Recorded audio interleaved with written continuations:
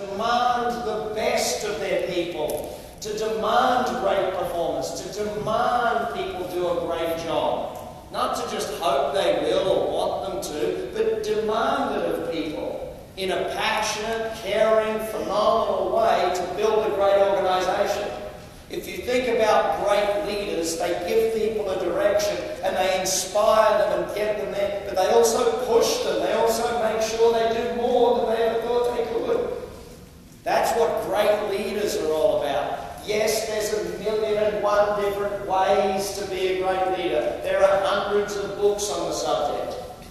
But the reality of leadership is it's about getting people's heart and soul into the business. And for you to get people to have that, you've got to have it.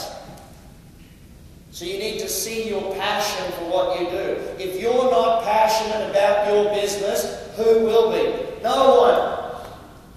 You need to be the most passionate person about your business. I had a gentleman the other week come to me complaining about his staff. He said, "I can't believe it, Brad, my staff aren't motivated at all." He said, I wonder why.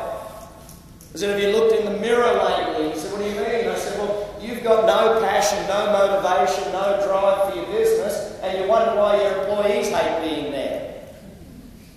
If you don't love it, if you don't have a passion for your customers, if you don't have a passion for what you do, how can you ever expect your employees to have one?"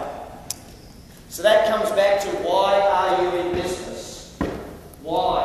What is the outcome of being in business? I know the reason for me doing what I do with Action Coach is that every day I get to create more jobs. Every day I get to help business owners achieve their dreams and goals. And I love doing it. If you don't love it, you've got to find something about it you do love so that you can start enjoying it more and more and more. The leader is the heart and soul of the company. The leader is the person that people say, "You know what, I love working here with this boss.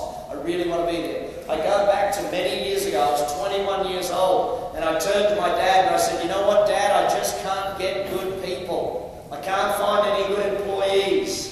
And my dad was a very blunt man, and he said to me, "Brad, you get the people you deserve.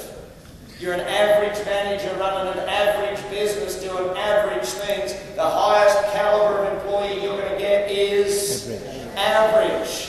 Until you become a great leader, why would great people want to work in your company?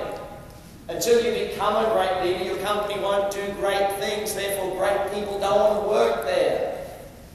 All the greatest people want to work for the greatest leaders in the greatest companies achieving the greatest things.